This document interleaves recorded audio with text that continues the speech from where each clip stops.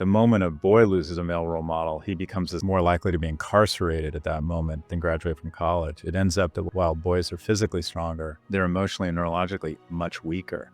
And I think just recognizing that and recognizing the importance that once a boy doesn't have male mentorship, society, the community, the mom has to figure out a way to get, and also men our age have to figure out a way to surround that boy with men. What I advise young people, especially men, to do is if something inspires you to really slow down and kind of wade in it and try and understand why it moves you. When you find something funny, try and laugh out loud and really absorb the emotion. And if something moves you, allow yourself to get emotional and even cry, because I find one, it slows time down, which I'm trying to do, and it just informs your life. And I'll hear from the CEOs of Fortune 500 companies, and they'll want to come talk to me, and they want to talk about how much they miss their mom. There's such a reservoir of men who want permission to talk about their emotions and just don't think they can. Welcome to Open Book. I am your host, Anthony Scaramucci, and joining us today is Scott Galloway, a dear friend, a best-selling author, an incredible podcaster, a professor, but also a dad. Okay. And this is a book. The title of the book is Notes on Being a Man by Scott Galloway. Now, Scott, I'm showing you my new age innovation. I downloaded your book on Apple iBooks and read it on the way to Australia. I thought it was so real, so authentic and raw, that I congratulate you. And I've been giving it out as gifts to people. Thanks, These are man. pre-Christmas gifts from me to my buds, because it's just so important. And obviously, you and I did the Lost Boys series together. But what did you see that made you feel the need to write this book right now? It's always good to be with you, Anthony. By the way, congrats on your success is the right word, but I'm seeing you everywhere. You're having a real impact. So the initial moment I got very interested in the topic was when a young man named Alex Kearns, a 19-year-old, errantly got messages from Robinhood saying he owed them $600,000, was distraught. Next morning, took his own life. And I started doing a lot of research around young men and suicide and depression, and the data was just so overwhelming. If you walk into a morgue and there's 5 people died by suicide, 4 are men. And only 1 in 3 men under the age of 30 is in a relationship. It's 2 in 3 women. You think, well, that's mathematically impossible. It's not, because women are dating older for more economically and emotionally viable men. You have 63% of men under the age of 30 say they're no longer even trying to date. 45% of 18 to 24-year-old men have never asked a woman out in person. 1 in 7 men are now qualify as NEETs. That is, they're able-bodied, but they're neither in education, employment, or training. So it just feels like we have an entire generation of men who are sequestering from society. And I just sort of got very interested in the issue. I also relate to these young men. People say you wrote it for your boys. I feel like I'm concerned about young men's welfare because I do have boys. But the connection was more, I relate to them personally. My boys, I mean, it's sad to say, but my boys won't be immune, but they'll be less susceptible to a lot of this stuff because they're raised in a household that has money. I was not. And so I look at this and I think, there by the grace of God go I. And a lot of the on-ramps to a middle-class life available to me, great state-sponsored education. When I applied to UCLA, the admission rate was 74%. This year it's 9%. I got assisted lunch, Pell Grants. I just feel as if I came of age in the same situation today, I would have very easily been one of these young men who was struggling. I have screen addiction now. I can't imagine what it would have been like with my 19-year-old brain. So I relate to the topic. I feel as if people aren't talking about it and there's a lack of empathy. I think we would have weighed in with more empathy in programs had it been another demographic, because the sort of unfair, unearned advantage that you and I received, we're holding 19-year-old men accountable. It's almost as if, I mean, to a certain extent, I'm the wrong messenger here, because people see me and they think, well, boss, you had a 3,000-year head start. I'm like, I get it. Be angry at me, but don't be angry at a 19-year-old male that just doesn't have the same wind in his sails that you and I had. Well, I mean, yes, I agree with that. I think that you and I have a lot of common bonds, even though we both grew up on different sides of the country. Mhm. We were growing up in the same umbrella of the culture, if you will. But what you write about, and I learned stuff about you in the book. I mean, you had bouts of depression. I thought you wrote beautifully about your mom and the economic anxiety that she had, and you even talk about this because lots of children of divorce. You don't want to be a quote unquote super spreader of your own trauma Mhm. in a divorce. Mhm. And you talk about your personal storytelling, but what part of your story, Scott, was the hardest to write about, but you felt it was the most important to include? It's a generous question. Um, Look, you grew up economically strained. I know you grew up with 2 parents, but money was a thing, and I don't think I think if you grow up with money, you can have sympathy for people who don't have money, but I don't think you can have real empathy. I just don't think people recognize when you grow up as a kid and you you don't realize how many different levels it hurts you or reduces your confidence. I felt as if there was a ghost following me and my mom around whispering, "You're not worthy." We had all these what I call little conversations, like, all my friends up were signing up for this driving school. "Mom, I need to sign up." No, we signed up for the shitty driving school where this guy showed up in an old Vega.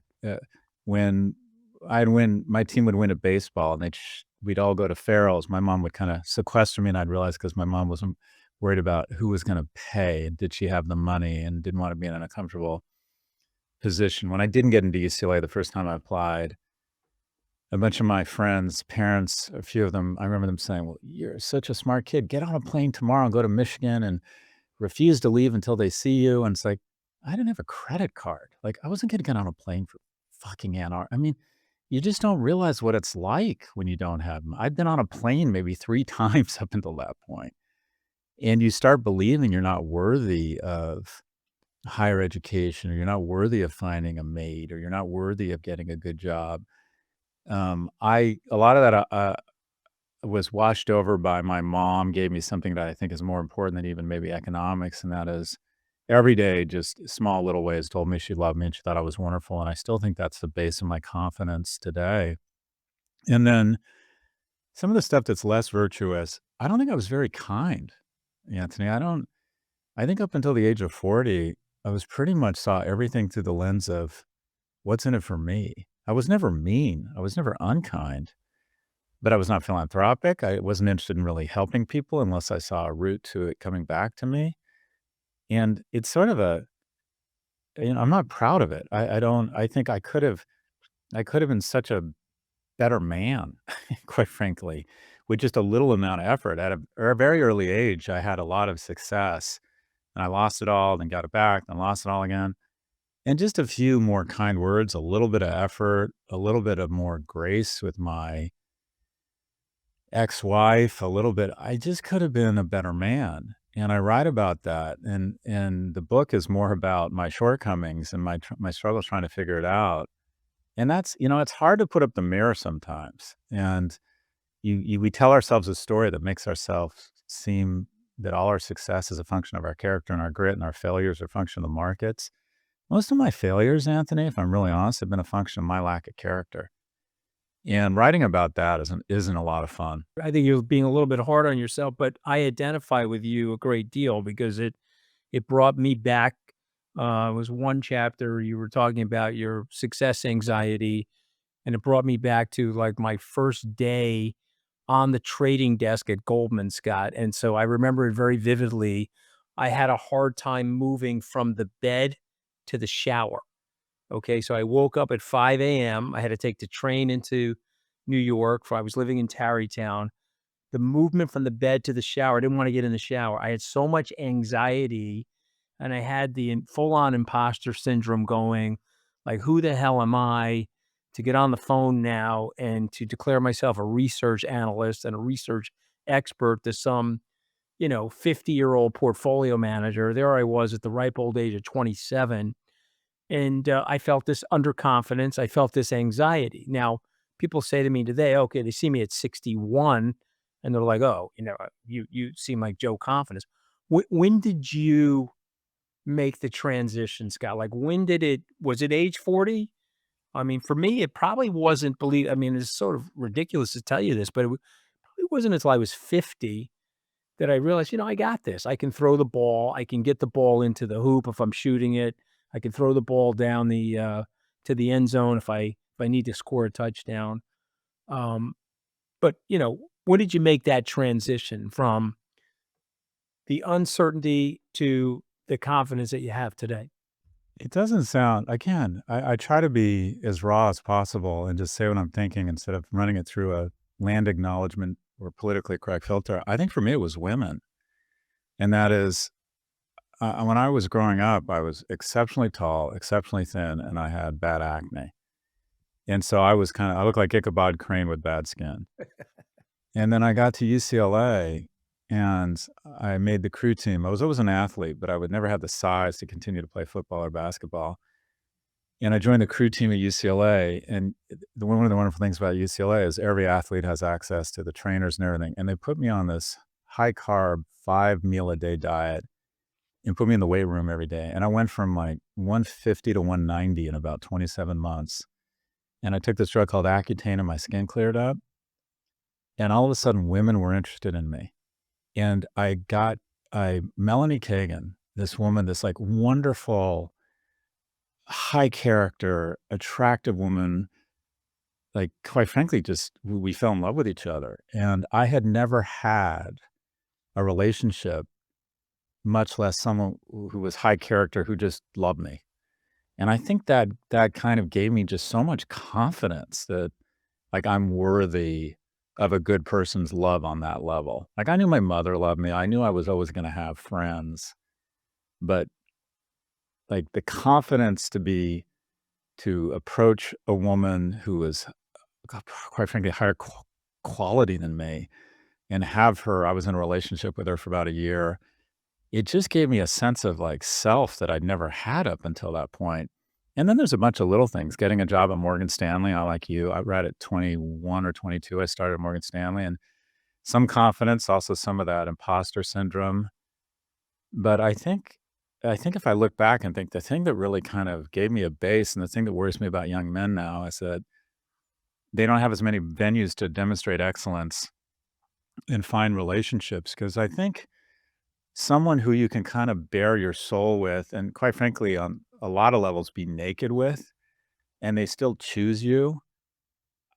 Only 1 in 3 men have that confidence now into the age of 30 because only 1 in 3 men are in relationships. So, yeah, my mother's irrational passion for my well-being, getting a job at Morgan Stanley, getting into UCLA, and there were all sorts of little things. But I think it was like having a high character person just want to be with you. I had never had that before. I was a late bloomer, sexually and from a relationship standpoint, and just having a really high character person, interested in me on that level, like gave me just a lot of confidence that I'd never had confidence on that level. I'll be honest, I'm terrible at planning ahead for gifts. By the time I get to the store, all the good stuff is gone and I'm left scrambling. That's why I love Aura Frames. It's a thoughtful gift I can order right now that actually feels meaningful, not like a panic purchase. And trust me, I have bought a lot of Aura Frames over my lifetime for all of my friends and loved ones. Who do I struggle to shop for? My mom. She buys herself whatever she wants and she tells me don't spend money on me every year. So this year she's getting an Aura frame filled with family photos she's never seen. It's personal, it's meaningful, and honestly, I can set it up from my couch on December the 23rd because yes, I've definitely been that person doing frantic Christmas Eve shopping and I'm done with that chaos. There are many reasons why Aura frames make the perfect gift. You can upload unlimited photos and videos straight from your phone all year long. You can also preload photos and videos before the frame ships and keep adding more anywhere, anytime. You can't wrap togetherness, but you can frame it. For a limited time, save on the perfect gift by visiting auraframes.com to get $35 off Aura's best-selling Carver matte frames. Named number 1 by Wirecutter by using promo code OpenBook at checkout. That's AURA frames.com, promo code OpenBook. This deal is exclusive to listeners and frames sell out fast, so order yours now. Get it in time for the holidays. Support the show by mentioning us at checkout. Terms and conditions apply. I mean, it's a good segue because one of the lines in your book that I highlighted, I think one of the most powerful lines, frankly, is being a good dad means being good to women. And so that relationship certainly impacted you, but I think I think it's true. It's almost biblical, the line actually, the idea that you have to be good to your son's mom, your daughter's mom. And by the way, irrespective if there's a breakup or a divorce, you got to make sure you're taking care of them and you got to make sure that you're thinking about it holistically. Talk a little bit about that because you point this out. I think it's so relevant to being a man. It's not about dominance or bravado, and I'm sort of paraphrasing your book, but it's really about responsibility. So talk a little bit about that. Yeah, I do think the best thing you can do for your boys is just to be really good to their mother, even if you decide to get divorced. When I look back on, quote unquote, the things that, were difficult for me, not having my dad very involved in my life was hard, but what was harder was he was not kind to my mother. We were economically strained. He was not kind to her. It just created a ton of anxiety. And when you're the only kid in a house and your mom is just a chocolate mess, there's no way to avoid it. And so, yeah, and I try to practice that now. And by no means am I a perfect partner. I have a lot of flaws, but when their mom gets angry at me and lays down the law, like I listen and I back down, and I want them to see that being a man does not mean asserting dominance. Like I want them to know that I don't want to say mom's in charge, but we revere her, and there's a protection and a reverence that should be instinctive for them around women, and that in itself might sound sexist, but um, I just think if you want your kids to have good relationships with women, the thing you can tell them whatever you want. They're not gonna they're gonna sorta listen to what you say, but they're absolutely gonna watch what you do. When just looking back, the most stressful thing in my life, wasn't an absence of my father, it was the economic strain and the fact that my dad wasn't kind to my mom. It was really, really hard on her, and so I have tried to learn from that and be, so anyways, in sum, you know, be good to your kids be good to your kid's mom, and I don't even say wife, because even if you split up, Mhm. you can still be good to their mom. I've been through a lot of this stuff, so I empathize with it. And by the way, I have my whole list of I have a phone book full of shortcomings, but it's another chapter in here where you talk about young men being emotionally weaker than ever. But there's also emotions that are actually culturally forbidden for men to Mhm. express. So what happens to a society when we have what emotions do you think are culturally forbidden to express? You write about them in the book, and then what do you think happens to society when we don't express them? Well, just going back to very if there's a single point of failure, if you wanted to reverse engineer to the single point of failure for a boy becoming a man, it's when he loses a male role model through death, divorce, or abandonment. What's interesting is that girls in single parent homes have similar outcomes of college attendance and self-harm.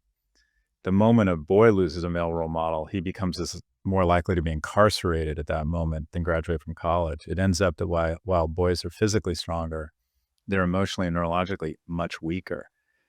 And I think just recognizing that and recognizing the importance that once a boy doesn't have male mentorship, that the society, the community, the mom has to figure out a way to get, and also men our age have to figure out a way to surround that boy with men. And even just saying the boys need men was triggering 5 years ago. And now the dialogue's become much more productive. Going to people our age or older, I talk about this in the book, from the age of 29 to 44 for 15 years, I didn't cry a single time. I didn't cry when my business went under, when I got divorced, when my mom died. I forgot how. And it's really more of an unlock to what I advise young people, especially men, to do is if something inspires you to really slow down and kind of wade in it and try and understand why it moves you. When you find something funny, try and laugh out loud and really absorb the emotion. And if something moves you, allow yourself to get emotional and even cry. Because I find one, it slows time down, which I'm trying to do, and it just informs your life. And I'm not exaggerating. When I'm with other men sometimes and something moves me and I tear up talking about a story, I feel as if all the men around the table look at me and they are jealous. They're like, I wish I could have a six pack of that to go. Like, I don't know how to do that. Interesting. And I could really use some of that. And the reason we choke back is that we've been taught for thousands of years that if we express emotion, it signals weakness and that another man might kill us and eat our family and take our shit. So it's just a natural reaction to not want to express that kind of weakness or vulnerability. And I can't tell you, Anthony, I write about, I write about my mom. I'm a 61-year-old man that's still not over the death of his mother. And I'll hear from the CEOs of Fortune 500 companies and they'll want to come talk to me and they want to talk about how much they miss their mom. I mean, there's just there's such a, a, an- a reservoir of men who want permission to talk about their emotions and just don't think they can because it'll signal weakness on an earnings call or something. It's just so it's been a big unlock for me. Yeah, I mean, listen, there's so many good parts about the book, the vulnerability, the reveal, the honesty. You say something about service that you and I totally believe in. I think this is one of the reasons why I feel so close to you, even though I don't, we don't hang out every day, but I feel like we're kindred spirits. You're a big believer in creating opportunity for others. Now, I live for that. I know you live for that. And tell us how that helps almost become like an antidote to isolation and resentment. How does it help, Scott?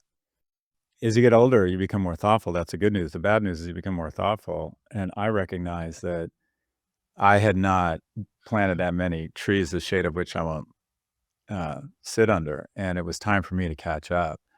And what I have found about trying to get involved in some stuff where I can provide opportunities for other it's not it's not ethical, it's not philanthropy, I think of it as consumption. I just think it makes me feel really strong, it makes me feel really American, it makes me feel really masculine. So, I'm shocked at how much in personal satisfaction I get. I don't think of it as called philanthropy, I think it's consumption. And, guys of our generation, like, with 5% of the population from 1945 to 2000, America registered a third of the economic growth globally. We had destroyed Germany and Japan. We were just China wasn't up yet and running. We were just basically had a monopoly on the global economy. And then within that 6x prosperity, the majority of it was crammed into the third of the population that was white, heterosexual, and male. I mean, the two of us, we're exactly the same age. We really did hit the lottery. But we now have a debt. And that debt is we have to try and shove the ladders back down for younger people. And when you look at the economics, first time in the nation's history, a 30-year-old isn't doing as well as his or her parents were at 30. And you look at just the cost of housing, cost of education, all the ways you save money, build economic security, get ahead, the certification you need to get ahead. They just don't have it as good as us. So a lot of this, quite frankly, is just a nod back to I just feel it's like that one of my favorite shows, season 1 of True Detective, Matthew McConaughey tracks down Woody Harrelson and wants his help solving a murder, and Woody Harrelson wants nothing to do with him. And Matthew McConaughey reminds him, looks at him and goes, "You have a debt." Because earlier in the series, Matthew McConaughey basically covered for Woody Harrelson. I feel like society is constantly reminding me when I get to do the things I do, I have a voice in my ear going, "You have a debt." And I know that voice is accurate and just common sense. And I didn't hear that voice until I was in my 40s. And this the thing about it, such that I don't sound like I'm doing too much virtue signaling, is it makes me feel strong. It makes me feel like a good person. It makes me feel very American. So I get a lot out of this stuff, and I don't, you know, I just I'm starting. I enjoy it a lot more than I thought I would. When you talk about these relationships that we have as men, Mhm. some parts are related to power, some parts of it are related to belonging. What's most resonating to you? Like, let's say you had a young guy in front of you. Mhm. Maybe they were at a bank, or maybe they were in the art world or something like that. What would be the resonating message? Is it because most people are trying to seek a little bit of both, right, Scott? But isn't belonging, I think, more therapeutic? every study on, I wrote a book on happiness because I struggle with it. And every study across ethnographies, geographies comes down to the same thing. And that is deep and meaningful relationships. So I think for men to have really strong relationships, it means they have to be economically viable. I think that's one of the cruel truths of capitalism. Men are disproportionately evaluated on their economic viability. I'm not saying you need to run Goldman Sachs, but at least be viable. Don't be an economic liability on your partner or your family. And I think that men just are going to have marriage has become a luxury item. And that is, you have a 1 in 4 chance of ever being married if you're in a lower quintile income home as a man. You're 3 in 4 chance if you're in the upper quintile. And men, we don't like to have this conversation, but men are disproportionately evaluated on their economic viability. Beyonce could work at McDonald's and marry Jay-Z. The opposite is not true. So find a path to economic viability. Unfortunately, I think that's a must. And then, work on yourself, forgive yourself when you screw up, try and have a kindness practice. You mentioned an artist. I have this whole thing about don't follow your passion, follow your talent. But I think the key is for young people, or let me go to how I mentor young men. I try to find 8 to 12 hours in their phone. You have more human capital than financial capital. I don't want you to reallocate it across 3 areas. One, you're going to get fit. You're going to get strong. The male form under the age of 30 is just incredible. That double twitch muscle, dense bone structure, testosterone.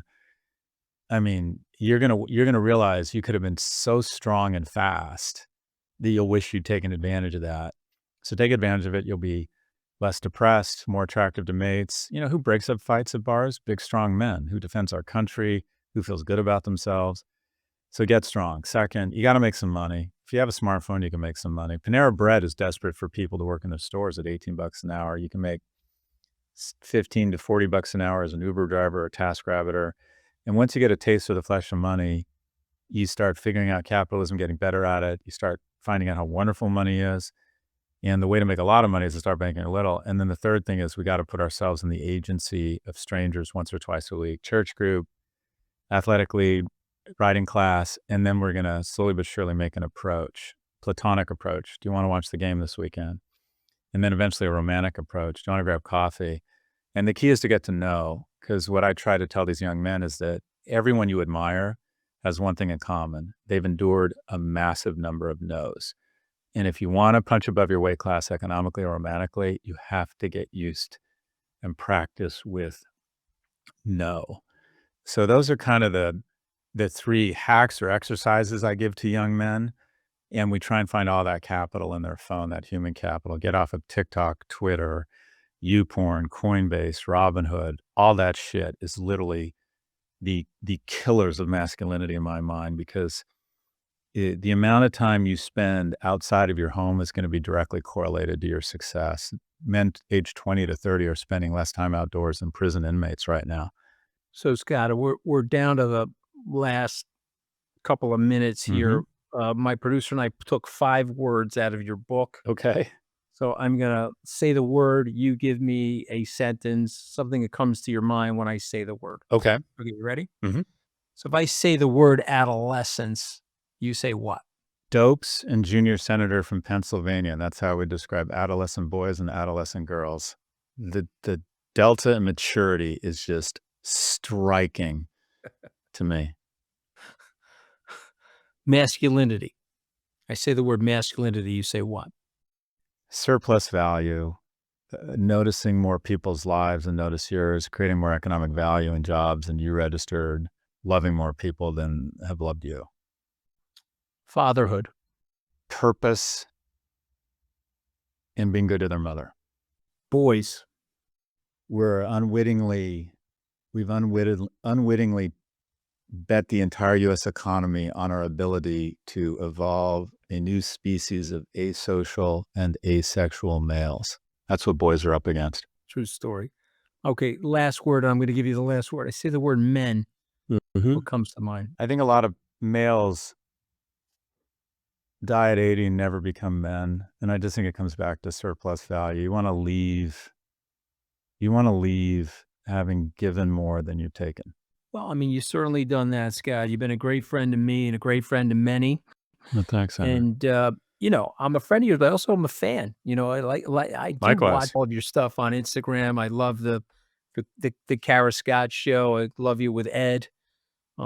Ladies and gentlemen, the best-selling author. The title of the book is Notes on Being a Man by Professor Scott Galloway. Thank you so much for joining us on Open Book today. Thanks, Anthony. It's always good to see you, brother.